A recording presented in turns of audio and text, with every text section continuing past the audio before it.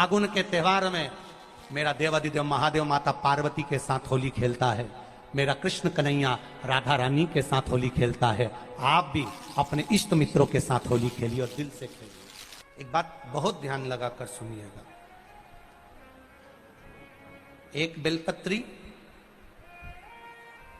और उस बेलपत्री में एक चंदन की बिंदी और एक अक्षत का दाना मात्र रखकर भी अगर शिवालय पर चढ़ा दी जाती है, एक बेलपत्री, एक चंदन का बिंदी और चंदन फिर निवेदन करेंगे। आज के जमाने में तुम लोग सब घिसा घिसाया पड़ा पड़ाया डब्बी का सामान ले लेकर, वो नहीं, चंदन की मुठ्ठियां रखो, थोड़ा सा भी घिसो, जरा सा भी घिसो, उसकी एक बिंदी और एक चावल का दाना। जब हम भगवान देवादिदेव महादेव को समर्पित करते हैं, अपनी कामना कर कर समर्पित करते हैं, तो निश्चितता है कर भगवान उसका फल शीघ्र प्रदान कर देते हैं। भले आपने कुछ करा ना करा, उसका फल तुम्हें मिल जाए। शरीर में बहुत बड़ा रोग हो गया, छूटने को तैयार नहीं है, बड़े बड़े इलाज करवा लिए, बहुत दिखा लिया, बहुत सब दूर इलाज करवाया, सब दूर दिखाया, पर मिटने को तैयार नहीं है, तो फिर अबीर का प्रयोग, एक चावल का दाना, एक श्वेत पुष्प और अबीर भगवान शंकर को समर्पित कर, धीरे धीरे धीरे धीरे शरीर का रोग अपने आप समाप्त होना प्रारंभ हो जाए। होली में मोटे मोटे डूंड जलाए जाते हैं। डूंडा की राख तैयार होती है, उसका कालापन जो तैयार होता है उसको उठाकर ले आए और कपड़े में उसको छान कर राख तैयार कर कर 3-4 बार छानने के बाद उस भस्म को 12 बजे से 1 बजे के बीच में शिव जी को समर्पित कर देता है और उस भस्म को उठाकर उसमें घी मिलाकर मस्तक पर तिलक लगाकर चले जाता है। वो जिंदगी में कभी हार नहीं सकता, विजय ही पाकर आता है, उसकी कभी हार नहीं हो सकता। 13 तारीख को रात्रि को होली जलेगी, 14 तारीख को खेली जाएगी। 5 मंदिर में हम भी केसरिया जल चढ़ाने के लिए बाबा को जाते हैं। महादेव की होली सीहोर में मनाते हैं, वो 15 मार्च की रहेगी। सीहोर में महादेव की होली होती है। आप लोग आए हो कभी? जैसे तुम्हारे ब्रज में होली होती है, ऐसे हमारे सीहोर में जिस दिन होली जलती है उसके दूसरे दिन नहीं, होली जल के दूसरे दिन तो दुरणी होती है, उसके दूसरे मतलब जैसे आज होली जली है तो कल हमारे यहाँ महादेव की होली नहीं होगी, परसों ऐसा होता है। मतलब एक दिन बीच में छूटता है, क्योंकि उस दिन तो लोगों को सबके अपने अपने परिचितों के यहाँ जाना पड़ता है, कहीं कोई गमी में जा रहा है, कोई होली खेलने जा रहा है, कोई कुछ करने जा रहा है, तो उसके अगले दिन हमारे यहाँ महादेव की होली होगी। मैं सबसे निवेदन करूंगा, कभी मौका लगे तो हम सूचना देंगे आपको, सीहोर की कथा में बोलेंगे, तो कभी मौका लगे तो एक बार महादेव की होली खेलने के लिए आप सीहोर, कभी मौका लगे, तुम ब्रज की होली तो बहुत खेले होगे, एक बार महादेव की होली खेलने सीहोर आओ। हमारा कुबेरेश्वर बाबा भी होली खेलता है, ऐसा रंग में रंगता है कि वो फिर रंग कभी छूटता ही नहीं। एक ही दिन करते हैं वहां, बस एक तो कभी अपने स्वभाव को नहीं बदलना। हम भी उसमें रहते हैं, पूरी होली में आपके साथ में गुलाल खेलने के हम भी साथ तुम्हारे साथ साथ चलते हैं, क्योंकि हम 5 महादेव के साथ होली खेलने के लिए उस दिन निकलते हैं। 5 महादेव, उस दिन हमारा नियम रहता है 5 महादेव के मंदिर जाना है, उनके साथ रंग खेलकर आना। 5 महादेव के साथ जो रंग खेला वो जिंदगी में पंचम इंद्री हो, चाहे वो कर्म इंद्री हो, चाहे वो ज्ञान इंद्री हो, चाहे वो मन रूपी इंद्री हो, ये सब भगवान के रंग में रंगी रहे, इसलिए हम 5 महादेव के साथ होली खेलने के लिए उस दिन निकलते हैं। कभी आपको मौका लगे तो आप अंदाजा लगाना, जो सीहोर के आसपास के हो या आसपास रहते हो, और छुट्टी मिल जाए तुम्हें होली के समय पर, तो उस समय पर स्मरण करना, जिस दिन होली जलती उस दिन नहीं, उसके दूसरे दिन भी नहीं, उसके तीसरे दिन शिव तत्व। सुबह हम जल्दी उस समय 9 बजे होली खेलने के लिए बाबा के साथ निकल गए। शिव तत्व, अहम से, अहंकार से दूर हो जाओ, दिवाली तुमको थोड़ा सा अभिमान सिखा सकती है, रक्षाबंधन तुमको थोड़ा सा अभिमान सिखा सकती है, मकर संक्रांति तुमको थोड़ा सा अभिमान सिखा सकती है। कई माताएं मकर संक्रांति पर सामान बांटती है, कोई कहेगी मैंने चलनी बांटी, कोई के मैं बाल्टी बांटी, कोई के मैं डब्बा बांटी, मैंने तो ये बांटा, मैंने तो थोड़ा सा अहंकार सिखा सकती है मकर संक्रांति भी। रक्षाबंधन भी तुमको अहंकार सिखा सकती है, मैंने तो देखो चांदी की राखी बांधी, मैंने सोने की राखी बांधी, मेरे बहन ने साड़ी दी, मेरे भाई ने ये दिया, मेरे भाई ने, वो भी अहंकार सिखा सकती है। दीपावली भी अहंकार सिखा सकती है कि मैंने पर्दे इतने के लगाए, सोफा सेट इतने का लिया, बेडशीट इतने के लिए, मैंने घर में रंगोली ऐसी डाली, मैंने गुजिया पपड़िया ऐसा बनाया, वो भी अहंकार सिखा सकती है। सारे त्योहार अभिमान सिखा सकते हैं, केवल एक होली ऐसी होती है जो अहंकार से विहीन सिखा सकती है। मालूम नहीं पड़ता व्यक्ति की शान क्या, सत्ता क्या, शोहरत क्या, कौन हो तुम, वो रंग में डूबे हुए हो। बस शिव तत्व वही कहता है, इस महादेव के रंग में एक बार अगर डूब गए तो फिर तुम उस रंग में रंगने के बाद दूसरा रंग तुम पर चढ़ता नहीं है। निवेदन है, अगर किसी को कलर लगा रहे हो, रंग लगा रहे हो, या किसी को रंग में डुबो रहे हो, या किसी को रंग लगा रहे हो, तो हम जिसको रंग लगा रहे हैं इतना विचार जरूर करना कि इसके साथ जिंदगी में हम कभी अपना रंग बदलेंगे नहीं, इसको और गहरा करते चले। कलर लगाओ, खूब लगाओ, गुलाल लगाओ, खूब लगाओ, पर जिसको रंग लगा रहे हो उसमें एक प्रेम का रंग भी जोड़ो कि हम आखिरी तक ये रंग ना बदले, ये रंग ना बदले, ये रंग ना बदले। समय बदलता रहेगा, जीवन बदलता रहेगा, पर आज के मनुष्य भी अपना रंग बदल। होली आ रही है, लगी नहीं रिया की होली जैसा है। दिवाली आती है तो लगता ही नहीं कि दिवाली जैसा है, राखी आती तो लगता ही नहीं राखी जैसा है। सारे त्योहार फीके हो गए गुरुजी। हमने कहा त्योहार फीके नहीं हुए, त्योहार का कलर फीका नहीं हुआ, त्योहार का रंग फीका नहीं हुआ है, बस त्योहार वही है, गुलाल वही है, मिठाई वही है, गुजिया पपड़िया वही है, खुरमे चकरी वही है, पपड़िया वही है, गुजिया वही है, इंसान वही है।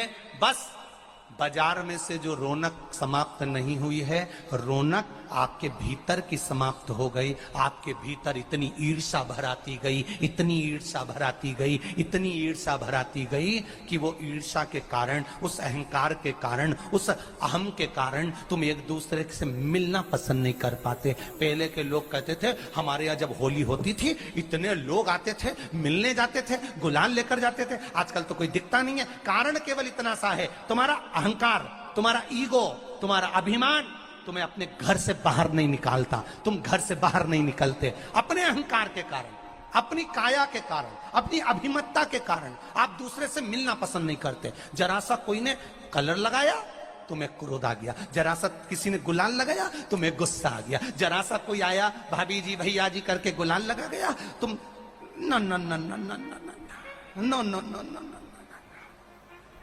कहां जाओ? इतने वीआईपी हो गए, इतने वीआईपी हो गए, इतने वीआईपी हो गए कि अपने त्योहारों से भी दूर हो गए। मेरा निवेदन है, होली का त्योहार आ रहा है, उस फागुन के त्योहार में मेरा देवाधिदेव महादेव माता पार्वती के साथ होली खेलता है, मेरा कृष्ण कन्हैया राधा रानी के साथ होली खेलता है। आप भी अपने इष्ट मित्रों के साथ होली खेलिए और दिल से खेलिए। अरे सीहोर में, सीहोर जिले में एक होली होती थी। उस होली का नाम हमने पिछली बार बदल दिया था। कौन सी होली कर दी थी? महादेव की होली। पिछली बार हमारे सीहोर जिले में हमेशा होती आई थी वो होली, थोड़ा उसका नाम हमने चेंज कर दिया था, तो उसको महादेव की होली कर दिया था। मेरे सीहोर जिले के रहने वाले सभी रहवासियों से, जिले भर के निवासियों से निवेदन करना चाहूंगा, वो पुरानी होली को बंद कर महादेव की होली नाम दिया गया है। शिव मंदिर में जाना है, चंदन का जल शिव जी को 1 लोटा चढ़ाना। एक बात अपनी जिंदगी में उतार कर रखो, शंकर भगवान को घी का दिया भी लगाओ तो तुम्हारे घर में जो असली घी हो, थोड़ा सा भले एक पत्ती लगाओ, भले इतनी सी बत्ती जलाओ, पर असली घी की जलाओ। शिव जी को अगर चंदन भी लगा रहे हो तो असली लगाओ। शंकर भगवान को चावल भी चढ़ा रहे हो तो असली चढ़ाओ। शंकर भगवान को अगर अष्टगंध भी चढ़ा रहे हो तो असली चढ़ाओ। केमिकल का कोई चीज मेरे महादेव को मत चढ़ाओ जिससे भगवान शिव की मूर्ति नष्ट हो। ऐसी कोई चीज मेरे महादेव को ना चढ़ाओ। अगर शंकर भगवान के साथ आप होली खेल रहे हो तो चंदन का पानी शंकर भगवान को चढ़ाइए, अष्टगंध का जल भगवान शिव को चढ़ाइए। तो करो तैयारी, आ रहा है त्रिपुंड धारी महादेव की होली। बड़े आनंद के साथ मेरा निवेदन, अपने शिवालयों में, शंकर जी के मंदिरों में, सीहोर जिले के प्रत्येक शिव मंदिर के अंदर चंदन का जल 1 लोटा अवश्य चढ़ाएं। महादेव की होली अवश्य मनाएं। और भाव के साथ 5 मंदिर हम भी जाएंगे, कोई जुलूस नहीं, कोई क्रम नहीं, बस बाबा को आराम से जल चढ़ाना ही एक नियम है और बाबा को जल चढ़ाएंगे। आप सब बड़े आनंद के साथ महादेव की होली का स्मरण करिए। महादेव की होली के दिन अष्टगंध चढ़ता है, चंदन चढ़ता है, अबीर चढ़ता है, गुलाल चढ़ता है, पर शिव पर रोली कुंकू नहीं चढ़ता। पर लिंगाष्टक के अंतर्गत कुमकुम चंदन लेपित लिंगम, या स्पष्ट किया कि कुंकू चंदन। तो महाराज जी फिर ये चरित्र का वर्णन, कुंकू तो यहाँ लिखा है कि कंकु चढ़े। तो बहुत ध्यान देना महाराज, शंकर भगवान के शिवलिंग पर आपको फिर निवेदन करूंगा, भगवान शंकर का ये शिवलिंग है, ठीक है, ध्यान देना। ये माता पार्वती का स्थान है, बीच में सुख सुंदरी, राइट लेफ्ट भगवान के पुत्र, ऊपर 5 कन्या। पूरे शिवलिंग पर आप सब कुछ समर्पित करो, पर कुंकू जब भी शंकर को चढ़ाओगे तो जो पार्वती का स्थान है वहीं पर आप चढ़ाए, पार्वती का स्थान। क्योंकि माता जगज्जननी जगदम्बा माता पार्वती ने शंकर से जो मांगा है, आपके शरीर पर रक्तांबर ना दे, ठीक है, आपके शरीर पर मैं रक्तांबर ना दे महाराज। क्योंकि कोई भी पत्नी अपने पति को कभी रक्त में सना हुआ नहीं देखना चाहिए। महादेव की होली के दिन और बेलपत्री की जड़ के नीचे जाकर प्रयास करा करो कि लाल चंदन का जल, लाल चंदन को घिसकर कलश में उस चंदन को डालकर जल भरकर उसको बेलपत्री की जड़ के नीचे सींचन करने का प्रयास करा करो। है कि धीरे धीरे कर कर वो दुख समाप्त होगा, वो दुख कटेगा ही। एक बहुत ध्यान देने वाली बात है कि अगर मान लो कि कहीं पैसा अटक गया है, नहीं आ रहा है, बहुत अथक प्रयास कर लिया, चंदन का जो जल होता है ये व्यक्ति के जीवन में जो धन कहीं रुक गया, अटक गया, नहीं दे रहा, बेलपत्री के वृक्ष के नीचे, जड़ के नीचे सींचन करने से वो प्राप्त होता है। अथर्ववेद में वर्णन किया गया कि पीपल के वृक्ष की जो जड़ होती है, बेलपत्री के वृक्ष की जो जड़ होती है और आंवले के वृक्ष की जो जड़ होती है, इसके नीचे स्वर्ग का निवास होता है। किसका निवास है? स्वर्ग का निवास। जहां पर ये वृक्ष होता है और उस वृक्ष के नीचे बैठकर हम जब किस जल का सींचन कर रहे हैं, जैसे अभी आपको कहा था कि जल में अगर लाल चंदन मिला हो और आप बेलपत्री के जड़ में सींचन कर रहे हैं तो लक्ष्मी की आवक बढ़ेगी। कहीं पैसा अपना अटक गया, नहीं आ रहा, आएगा। पीपल की जड़ में इत्र का जल, पीपल की जो जड़ होती है उसमें इत्र का पानी, थोड़ा सा जल, उसमें थोड़ा सा इत्र का भाग हो महाराज, और आप भगवान पीपल देव, पिपलेश्वर महादेव का स्मरण कर कर पीपल की जड़ में अगर जल चढ़ा रहे हैं और मान लो शरीर में कोई कष्ट हो गया है, शरीर में कोई रोग हो गया है, कोई मालूम पड़े ये हाथ 4 दिन से दुख रहा है, या 4 दिन से ये नस दब गई है, या ये कमर दब रही है, तो आप 2-4 दिन कर देखो। कलश के अंदर जल, जल में इत्र का थोड़ा सा भाग, पीपल की जड़ के नीचे आप उसका सींचन करिए पिपलेश्वर महादेव के नाम से।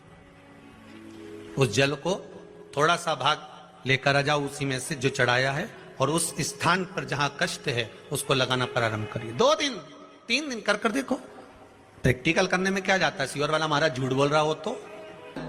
कभी कभी अगर ऐसा लगे जीवन में कि दुख बहुत ज्यादा आ गया है, बहुत तकलीफ आ गई है, तो लाल चंदन को घिस कर उस लाल चंदन का लेपन भगवान शंकर पर कर फिर पानी चढ़ाओ। अगर कोई संकट भारी है और निकट रहा, जैसे किसी नारी का गर्भ नहीं ठहर रहा, 15 साल हो गए, 20 साल हो गए, 25 साल, जैसे इसने लिखा एक माता ने कि 18 साल की बेटी हो गई थी पर संतान में पुत्र नहीं, तो उसने भाव से कथा सुनी। ऐसे आपके भीतर अगर 20 साल हो गए, 25 साल हो गए, 30 साल हो गए, संतान का सुख ही नहीं है, लाल चंदन का लेपन बाबा भोलेनाथ पर करना प्रारंभ करो। पीठिका पर लाल चंदन का लेपन करना प्रारंभ करो। लाल चंदन से बाबा का श्रृंगार करना प्रारंभ करो। एक बेलपत्री पर लाल चंदन, दोनों पत्ती नीचे वाली, जो नीचे की जो 2 पत्ती होती है इस पे लाल चंदन, और बीच वाली पत्ती पर पीला चंदन लगाकर बाबा के शिवलिंग को समर्पित करिए। बाबा से प्रार्थना करिए, रोज प्रार्थना करो। परंतु एक बात का स्मरण रहे, 25 साल हो गए, 20 साल हो गए, 30 साल हो गए, संतान नहीं, तो पहले जल से अभिषेक कराना। अभिषेक कराकर उस जल का आचमन करने के बाद हाथ को खासा करना, धोना। उसके बाद में फिर वापिस बाबा का स्नान कराओ, फिर चंदन का लेपन कराओ, फिर 1 लोटा जल चढ़ाकर बाबा का स्नान कराओ। बाबा का बड़ा सुंदर भाव से लाल चंदन से जो अभिषेक करता है, बाबा को लेपन कर फिर जल चढ़ समर्पित करता है, निश्चित है उसकी गोदी मेरा देव अधिदेव महादेव जरूर भरता है। ये निश्चितता है। हम तो बेटियों से भी कहते हैं, जिसका विवाह नहीं हो रहा हो, 25 साल, 30 साल, 27 साल, 28 साल, 32 साल, 40 साल हो गए हो, नहीं हो रहा हो बेटा बेटी का विवाह, उसे लाल चंदन का प्रयोग अशोक सुंदरी वाली जगह पर 7 बिंदी लाल चंदन की लगाकर 7 बेलपत्र 7 बिंदी पर रखिए, और महाराज अपनी कामना कर भगवान से आइए, बाबा देगा, करेगा। 3-4 महीने में विवाह पक्का करेगा। ये लाल चंदन की महत्वता है शिव तत्व। रोग बढ़ गया, बेलपत्री के वृक्ष के नीचे दीप लगाना प्रारंभ करो। बाबा से विनती कर घी का दिया लगाइए बेलपत्र वृक्ष के नीचे, बाबा से निवेदन करिए, रोग निवारण। एक लाल चंदन होता है, एक पीला चंदन होता है, 2 तरह का चंदन होता है। जैसे अगर हफ्ते में एक बार, कितने समय में, जम के बोलो जरा, हफ्ते में एक बार प्रयास करा करो कि लाल चंदन का पानी हम शिव जी को समर्पित करें। और लाल चंदन का पानी अगर शंकर जी को समर्पित कर रहे हो तो शिव मंदिर में चढ़ाने के बाद में थोड़ा सा पानी बचा हुआ किसी बेलपत्री के वृक्ष के नीचे समर्पित करो। बचा हुआ किसी बेलपत्री के वृक्ष के नीचे समर्पित करो। किसी भी बेलपत्र के वृक्ष के नीचे लाल चंदन का पानी थोड़ा समर्पित करें। जैसे